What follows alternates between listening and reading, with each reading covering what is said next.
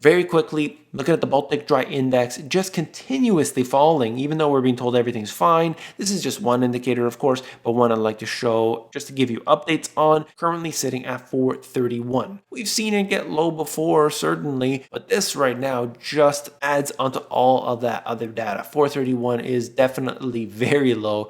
German factory orders, the strength of Europe right here in Germany. Germany factory orders down again.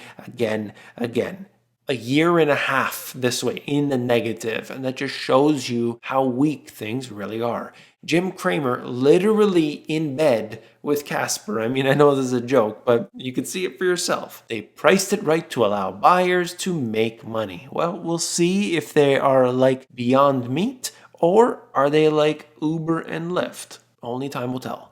Last one, really quickly, 7-Eleven test cashierless store at their headquarters. I just found it interesting because just like what we're seeing with Amazon and so on, they're going towards cashierless stores, getting rid of the people, improving productivity and so on. You've seen what's going on with the robotics, with the automation, how things have really changed. Retail is such an important part of the US job market. When you see it makes up so many of the jobs, and generally they're not high paying jobs, but certainly they are jobs getting people working. If you start to get rid of the cashiers, if you start to get rid of the tellers in the banks, you start to eliminate all of these different positions, it's going to have an impact. That's all for this video. If you found it informative, hit that thumbs up button. If you didn't like it, hit the thumbs down button. I don't mind. No worries.